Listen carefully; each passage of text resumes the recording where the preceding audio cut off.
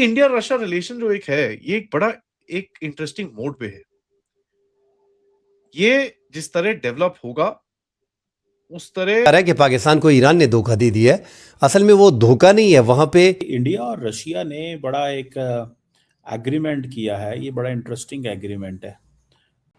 पाकिस्तान और चीन की तर्ज का ऐसा लग रहा है कि भारत और रूस के दरमियान भी एक अहम दिफाई मुआहदा हो चुका है और उसकी हैरानकुन पूरी दुनिया में इस सैन्य समझौते की चर्चा आखिर क्यों हो रही है? भारत और रशिया एक दूसरों के बेसिस पे और एक दूसरों के मुल्क में तकरीबन 3000 फौजियां तैनात कर सकते हैं। इस एग्रीमेंट की है वैसे बड़ा इंटरेस्टिंग है। पाकिस्तान तो इसको बहुत क्लियरली देखता है।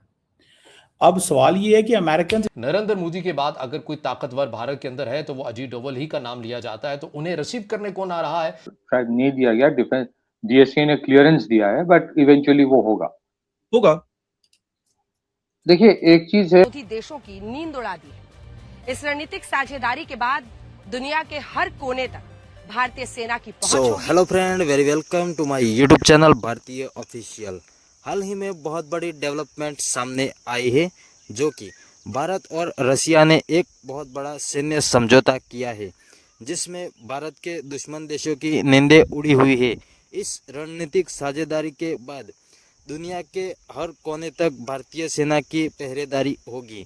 अगर दूर दरार के किसी देश के साथ हालत बिगड़ते हैं तो भारतीय सेना पलक झपकते ही उन्हें जवाब देने में सक्षम है। ये भारत और रशिया के बीच द रेलोट्स एग्रीमेंट हुआ है। तो ये एग्रीमेंट है कि Indian Russian reciprocal exchange of logistic support agreement है।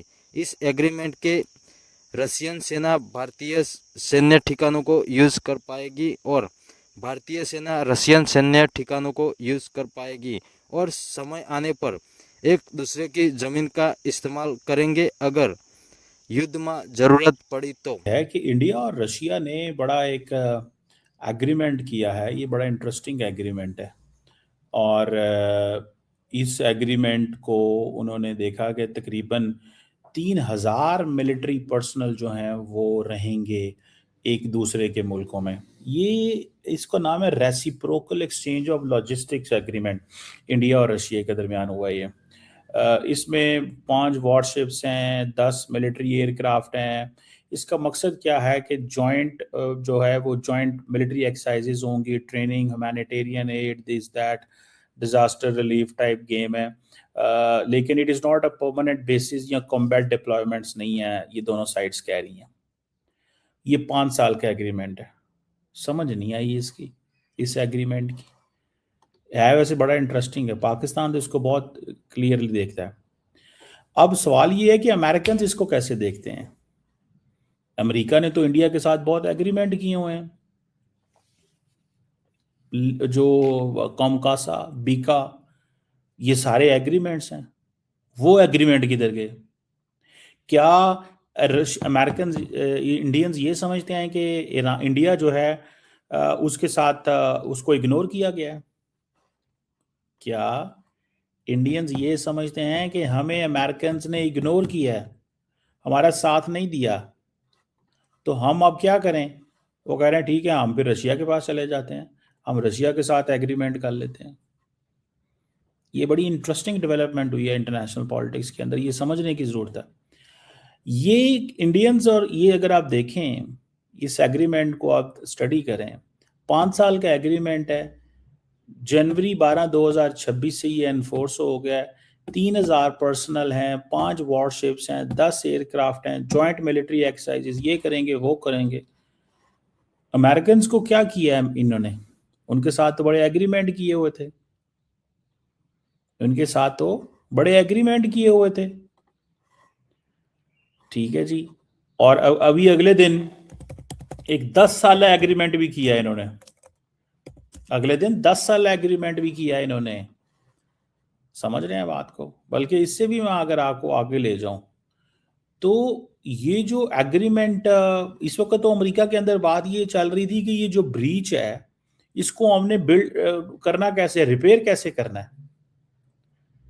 ब्रीच को रिपेयर कैसे करना है। लेकिन इंडियंस चल पड़े हैं एक और डायरेक्शन में, वो समझते हैं कि हमारे साथ तो जो अमेरिकन ने ज्यादती की है, हमें तो इन्होंने ऑन बोर्ड ही नहीं सही तरह लिया हुआ।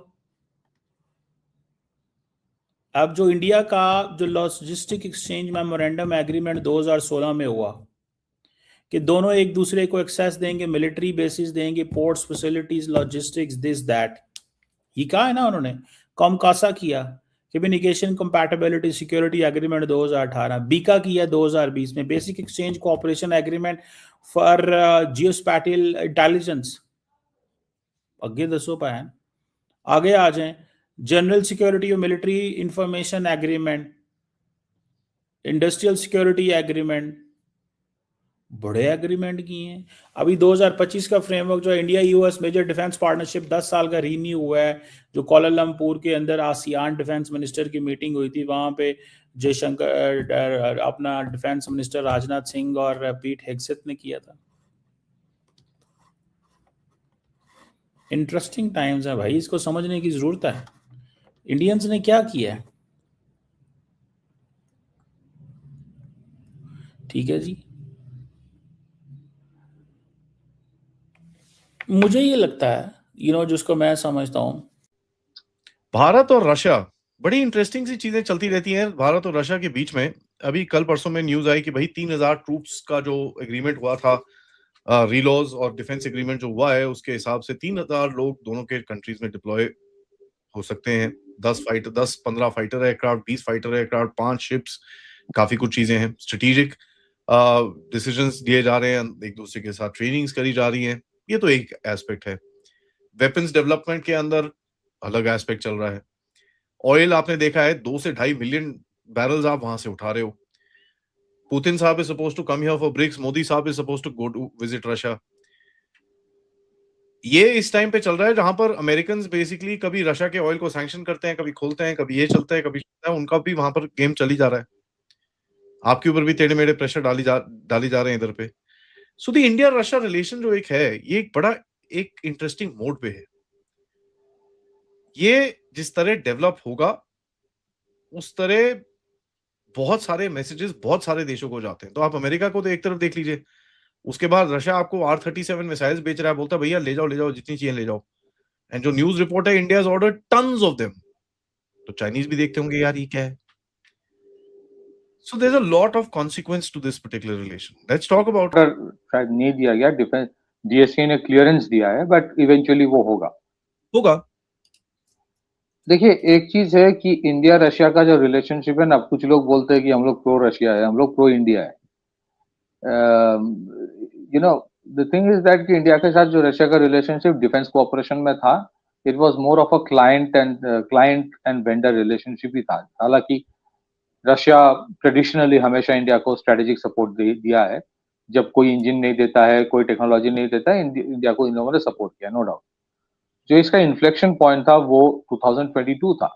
आज अगर इंडिया के साथ रशिया के बहुत सारी चीजों पे बहुत कुछ हो रहा है, इसके लिए अमेरिका जिम्मेदार है।